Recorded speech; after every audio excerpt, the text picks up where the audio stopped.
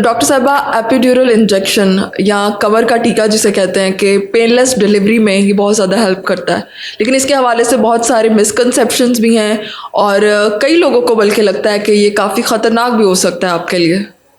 Epidural, जैसे अब ये देखें कि पेशेंट नॉर्मल डिलीवरी के लिए आपके पास आया है, हम ज़्यादातर कोशिश ये करते हैं कि जैसे पेशेंट लास्ट विजिट्स में आता है तो हम उनसे डिस्कस कर लेते हैं उस पर कि आपने एपिड्यूरल लेना है नहीं लेना, आपको ऑप्शन बता देते हैं। सही। ये इसी तरह है कि जैसे आपने एक कमरे में बैठे हैं, इस कमरे में आपने एसी के साथ बैठना है या एसी के बगैर बैठना है। ओके।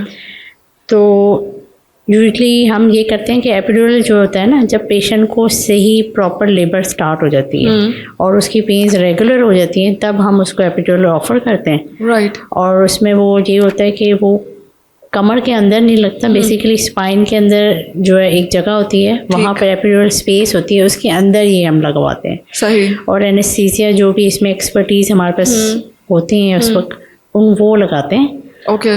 इससे ये हो सकता है कि आपका ब्लड प्रेशर लो हो सकता है।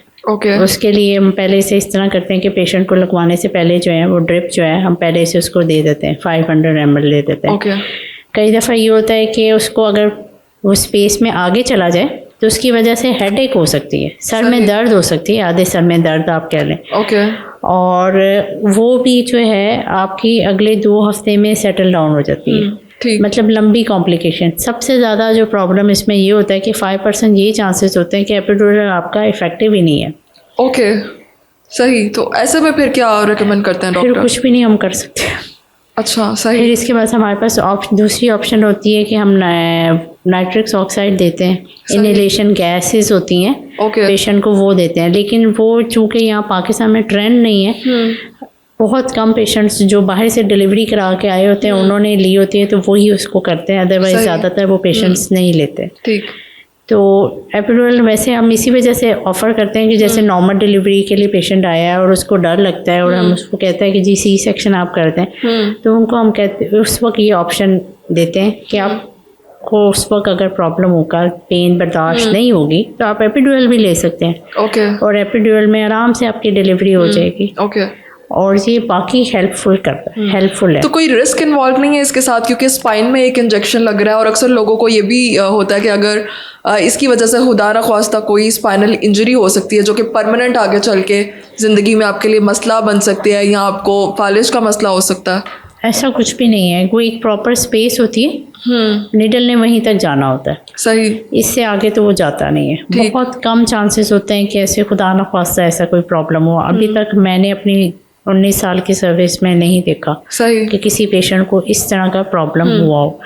हाँ, पेशेंट को कई दफ़ा इसमें ये हो सकता है कि पेशेंट डिलीवरी के बाद कई दफ़ा यूरिन नहीं पास कर पाता, ठीक, उसको सेंसेशन नहीं आती, तो उसमें भी पेशेंट की हम वही यूरिन पास कराने की फिर एक्सरसाइज कराते हैं, तो वो भी 7 दिन में अंदर सेटल डाउन हो जाती है। इससे ज़्यादा और कॉम्प्लिकेशन अभी तक हमने नहीं देखी। ओके। अब तो हम ये रिकमेंड करते हैं जो पेशेंट अब आते हैं और वो नॉर्मल डिलीवरी की तरफ ना जाना चाहे तो उसको हम यही ऑप्शन देते हैं कि एपिड्यूरल ले लें, वो बेस्ट चॉइस है।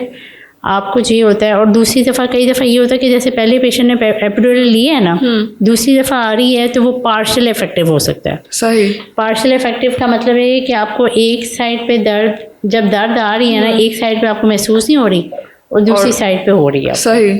उसके लिए भी फिर एनेस्थीसिया वाले जो है वो डोज जो है वो उसको एडजस्ट करते हैं। कई दफ़ा वो कैथेटर जो अंदर डाला होता है उसको एडजस्ट करने की कोशिश करते हैं, तो वो भी सेटल डाउन हो जाता है। ठीक है। डॉक्टर साहब, आप क्या रेकमेंड करती हैं कि जनरल एनेस्थीसिया जो है वो ज़्यादा बेहतर ऑप्शन है या फिर ये जो एपिड्यूरल इंजेक्शन है ये ज़्यादा सेफर ऑप्शन है? सेक्शन में जो स्पाइनल एनेस्थीसिया है ना वो बेस्ट ऑप्शन है। ठीक। अब तो ऑल ओवर द वर्ल्ड जो है वो स्पाइनल एनेस्थीसिया देते हैं। सही। और उसमें देखें आप पेशेंट को अगर हम जब एनेस्थीसिया दिलवाते हैं, पेशेंट बेबी भी देख लेती है। ओके।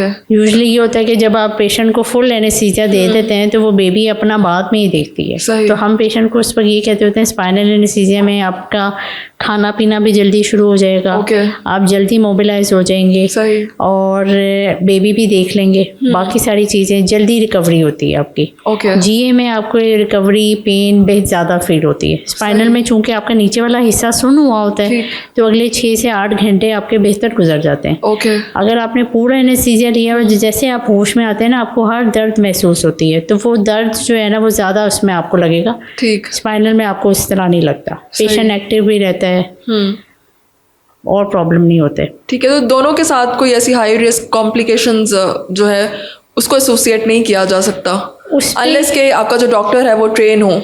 बिल्कुल ऐसे ही है। और दूसरा उसमें ये हो सकता है ऑप्शन, जैसे पेशेंट बहुत एंजाइटी वाली है, ऑलरेडी इसको कोई प्रॉब्लम है या कोई माइंड में ऐसी चीज़ है, तो वो कॉप अप स्पाइनल के साथ नहीं कर पाते कई दफ़ा, उनको बहुत एंजाइटी होती है। तो उसमें दूसरी ऑप्शन हम पेशेंट को ये भी कहते हैं कि अगर जैसे आपने बेबी देख ली है, हम इसके बाद आपको सुला देंगे। ठीक है। तो थोड़ी देर के लिए वो सेडेशन उसको दे देते हैं पेशेंट को, पेशेंट थोड़ी देर में सो जाती है, तो वो भी एंजाइटी आपकी कंट्रोल हो सकती है, अदरवाइज नहीं। Okay, thank you so much.